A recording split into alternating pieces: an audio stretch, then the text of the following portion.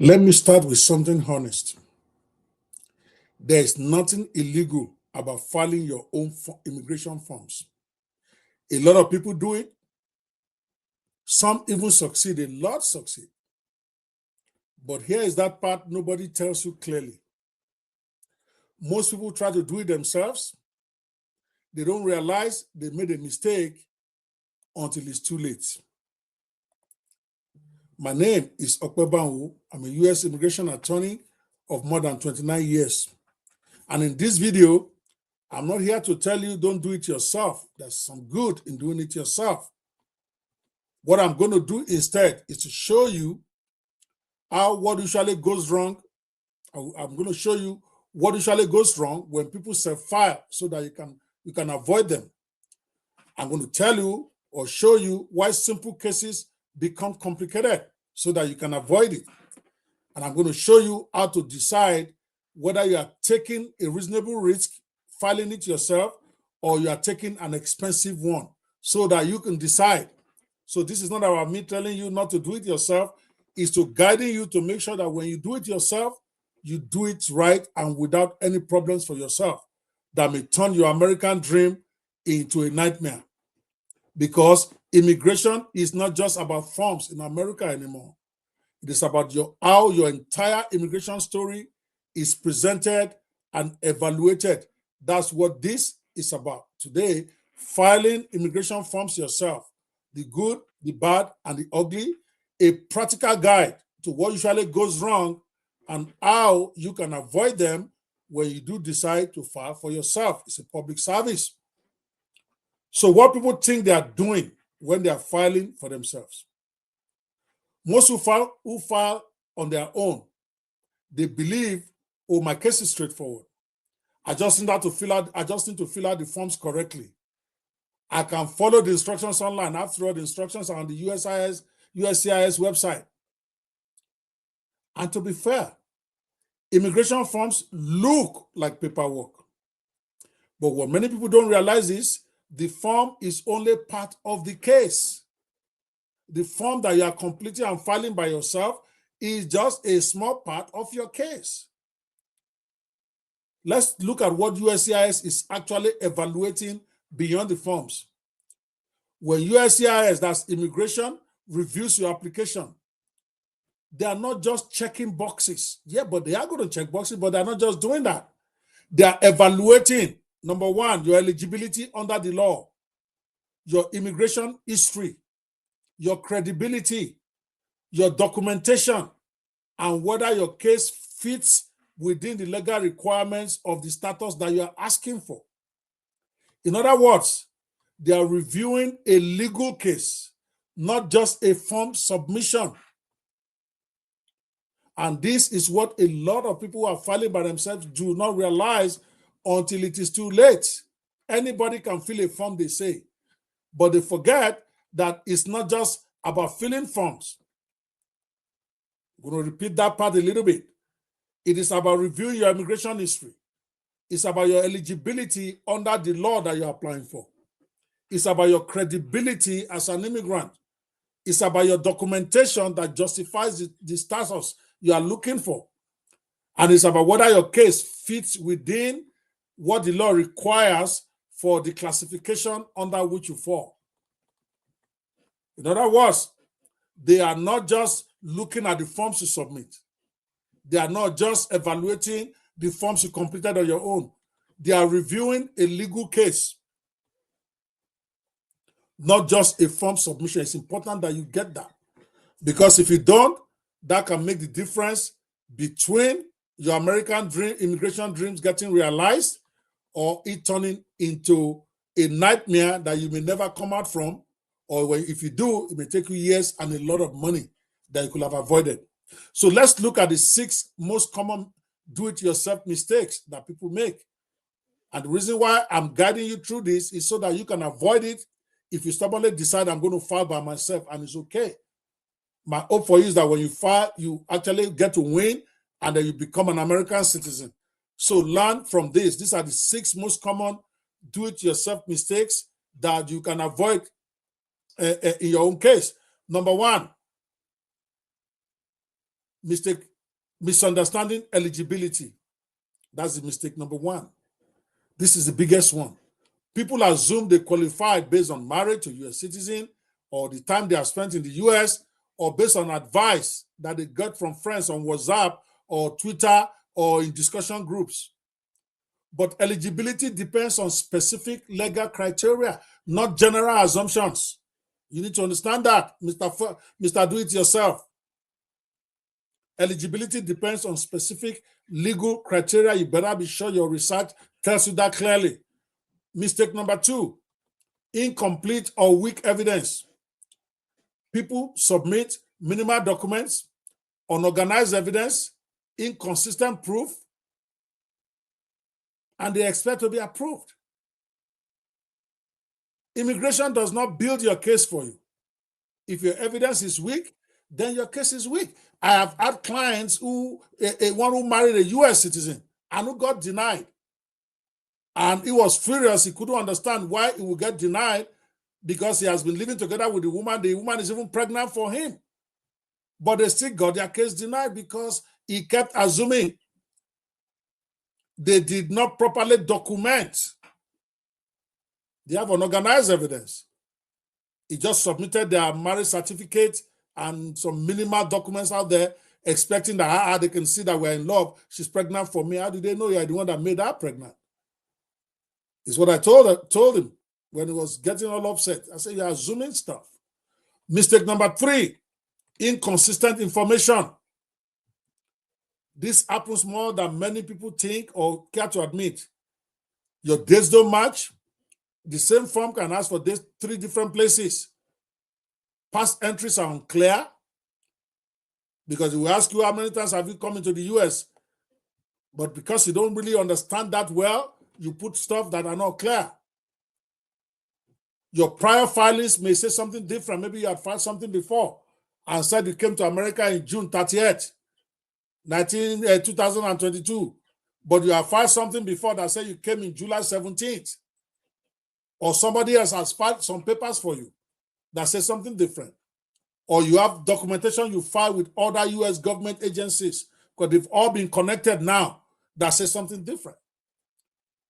That creates credibility issues, and credibility is everything when it comes to immigration. Once they doubt that, you're on your way to a denial. Mistake number 4, ignoring past immigration history. Like old visa applications. You think they forgot the application that you did in Lagos 7 years ago, the one you did in Accra 9 years ago. You think they forgot? No, they don't. Ignoring past immigration history is mistake number 4. Your prior denials, you have filed stuff and they denied it. You thought that they threw out your record. No, your record is there. Your entries and exits, very important when they do leave the country, when they do come. This is particularly important in some visa categories, like registration of a U.S. birth of a citizen abroad. I know that firsthand. These things don't disappear. And if they're not properly addressed, they can come back as problems that will lead to your denial. So you need to be very fastidious about this if you insist on filing yourself. Don't ignore past immigration history, your old visa applications, your prior denials, your entries and your exits. You have to put them into consideration because they don't disappear. Even if your pastor prayed for you and said all those records, angels have gone to clean it out like they do in some parts of Africa. No, angels do not clean records. You're going to be embarrassed. Mistake number 5, filing at the wrong time. Timing is strategic, and that's why you need lawyers to help you look at this stuff. But if you decide you're going to do it early, you need to understand that timing is strategic if you're going to do it yourself. Filing too early, filing too late, filing before resolving an issue, all of these can lead to denial. Even if you eventually qualify, you have to understand this. Timing is strategic. So filing at the wrong time can destroy everything else, even though you are qualified in every other category. Mistake number 6, not knowing what you don't know. This is the silent danger. Like high blood pressure is a silent killer. Most people don't realize that Knowing what they don't know could be their biggest risk. The biggest risk is not the mistake you see. The biggest risk you are taking when you file yourself is the one you didn't know existed. And you need to be aware of that. Here's some reality check for you. I'm going to put it this way. Filing immigration forms yourself is like representing yourself in a legal matter. You might get through it, you might win, but if something goes wrong, the consequences are yours alone. You don't even have the luxury of blaming your lawyer and doing filing efficient assistance of counsel that will allow you to reopen it again so that you can correct the mistakes you made. That's part of the benefits you get when you get a lawyer. You have somebody to blame. So if something goes wrong when you file yourself, the consequences are yours alone. Now, I have to be fair. Let's talk about when do-it-yourself may be reasonable. I'm not here trying to make you think that I think, because I'm a lawyer, that doing it yourself is always unreasonable. No, I don't think like that. To be fair, there are situations where self-filing may work for you. If you have very clean immigration history, you have very clear eligibility, you have no prior complications, no arrest, no family situation, no going out and coming in several times, if you don't have any prior complications, and you have very strong documentation, yes, you can get information how to file forms on the immigration side. But also remember to check the part about the documentation that they need for those forms. For many of you file by yourself, you don't check those until problem comes. Check their documentation list and make sure you have strong documentation to go if you're going to be filing yourself. But even in these cases, you need to be honest about whether you truly understand the process. If you don't truly understand the process, it is too much at risk for you to risk it doing it yourself. Here are some circumstances when I think you should think twice. Of course, you have to do what you have to do. It's your life, it's your business. But here are some circumstances I think you should think twice before filing yourself. You should pause and get proper guidance, even if it's only consultation you will do, to then go and file it yourself. I've had people do that. They don't want to pay the full lawyer fees. Maybe the lawyer is going to charge you $10,000 or $7,500, and you feel that you can do it yourself. But you can book a 1-hour consultation to ask questions that you may have about your forms. That will help you. So you should pause and get proper guidance if you have prior visa issues or denials. If you have worked without authorization before, unauthorized work, whether you work for yourself or you work under the table or you work for the company that you created yourself, all those are unauthorized work.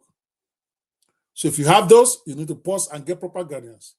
If you have entry complications, maybe they stop you at the point of entry and then they interview you a little bit more than they normally interview people. It could be that your entry is not even entry.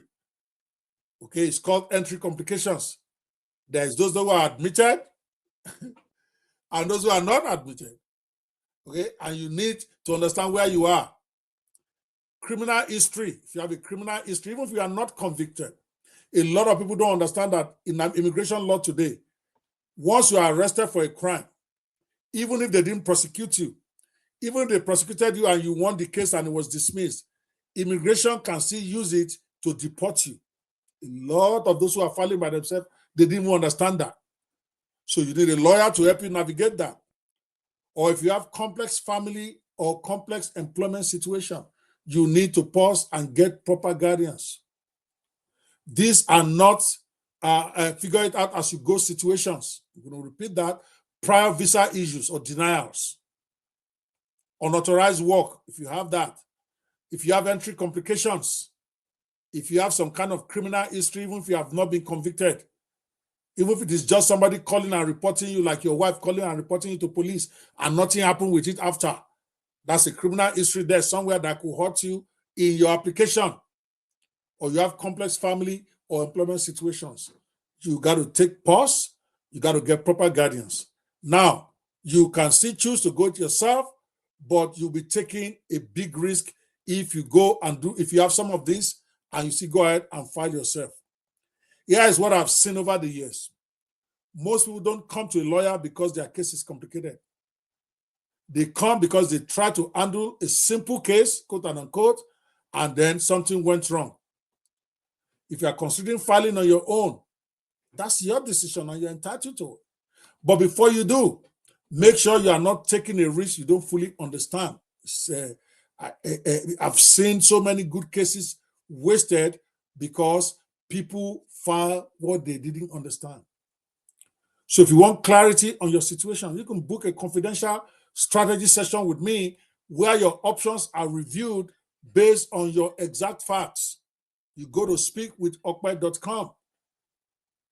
My appointments are limited each week because real case analysis takes a lot of time. I'm going to give you a full 1 hour to help you analyze your case. And if you can't get me, because I'm always, my calendar is almost always full, okay, you're going to see where you get in there. If you can't get an appointment, maybe you look for another lawyer.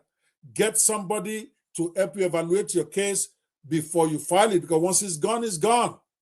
Then you have to deal with the aftermath, which always ends up more expensive, more painful, and you don't want your American immigration dream to become a nightmare because you refuse to get legal guidance before you file. You don't have to hire a full lawyer to do it for you if you want to do it by yourself, but at least take that 1 hour, write down all the questions that you have on the application, and then go talk to a qualified professional.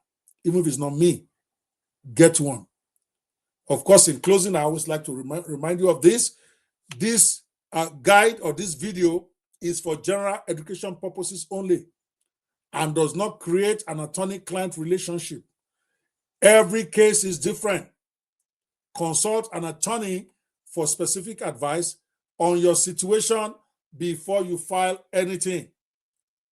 I look forward to seeing you on my next guide. In the meantime, do not allow your dreams of American immigration to become a nightmare simply because you refuse to be diligent.